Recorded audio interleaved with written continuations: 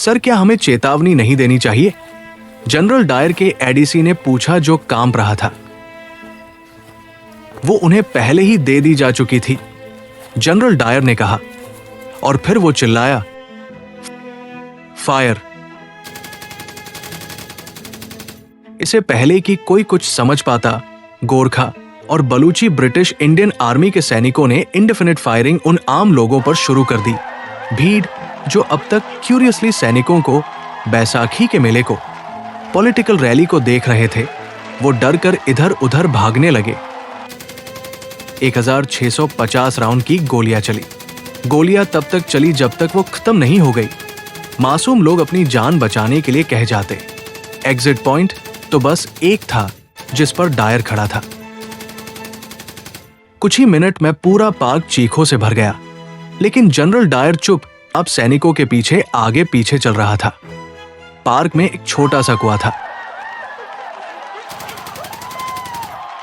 देखते ही देखते वो पूरा पार्क लाशों से भर गया, और ये सब कुछ हुआ बस 10 मिनट में ही, और फिर सब कुछ शांत हो गया।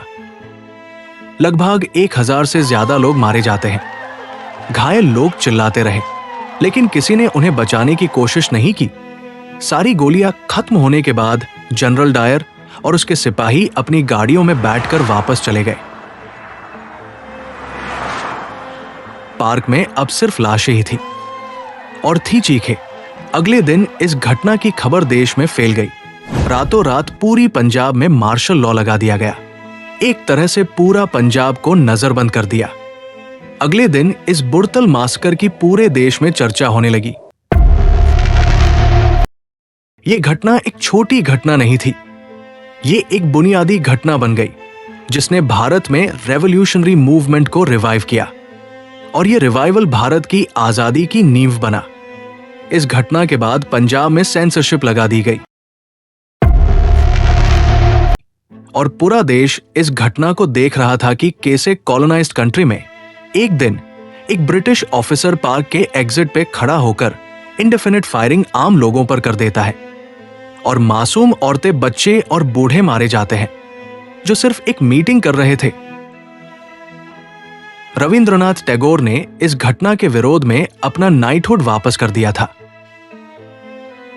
13 अप्रैल 1919 को जलियांवाला बाग इंसिडेंट के बाद सत्यपाल को मार्शल लॉ कमीशन ने मौत की सजा सुनाई थी, लेकिन बाद में इस सजा को आजीवन निर्वासन और फिर आजीवन कारावास में बदल दिया गया।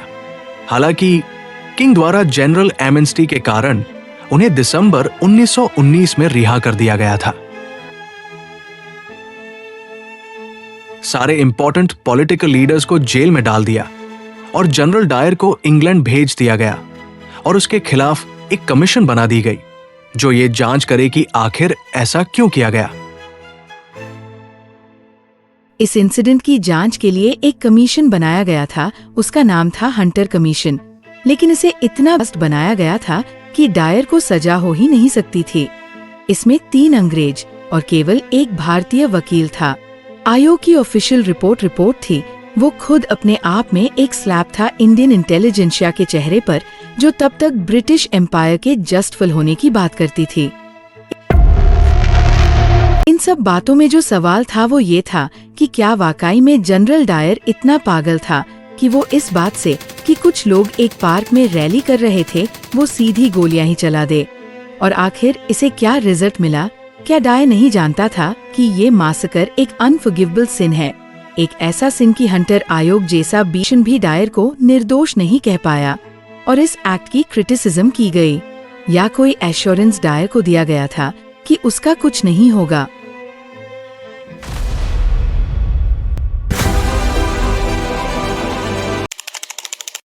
General Dyer, is it correct that you ordered your troops to fire at the thickest part of the crowd?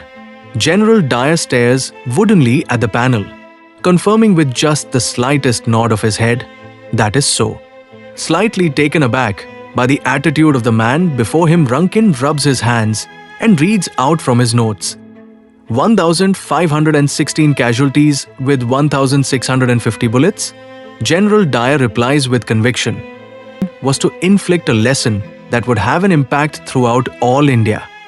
Rankin looks at Dyer with a degree of disbelief.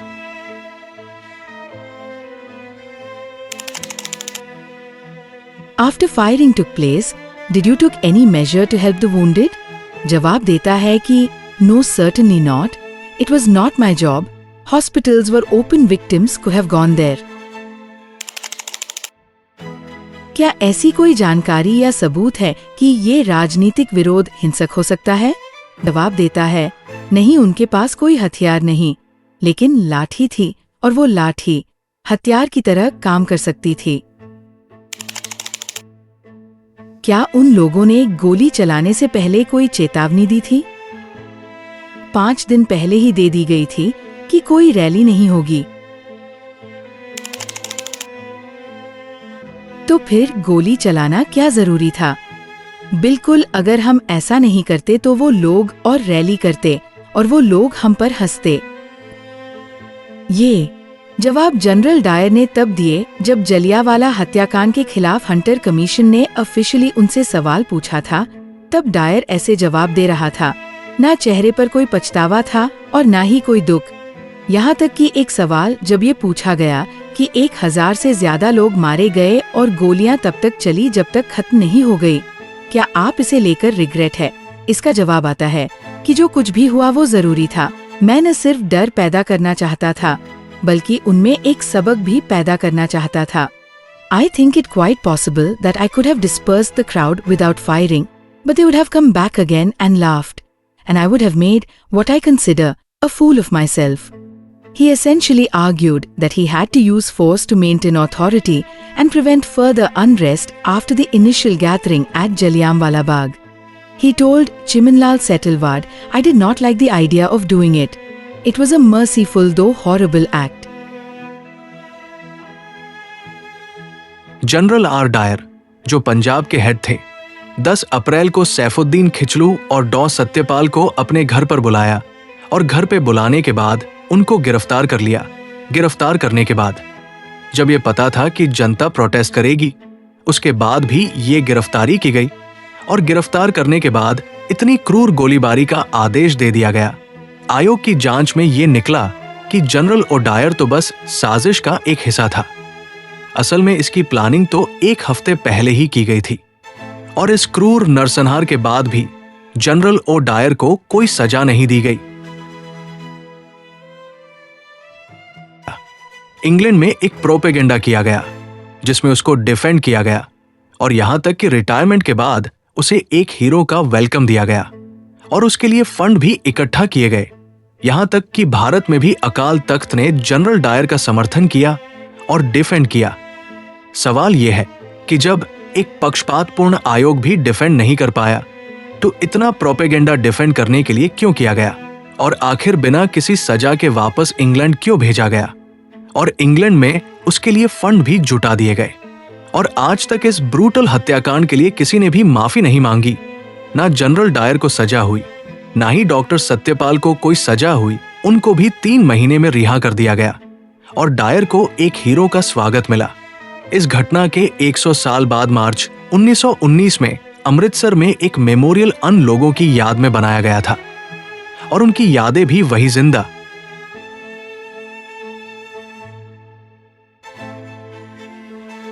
इस घटना के 10 साल बाद ही जनरल डायर की मौत हो गई, लेकिन इस घटना के मुख्य कॉन्स्पिरेटर जनरल एम डायर को 25 साल के बाद उधम सिंह ने लंदन में मार दिया।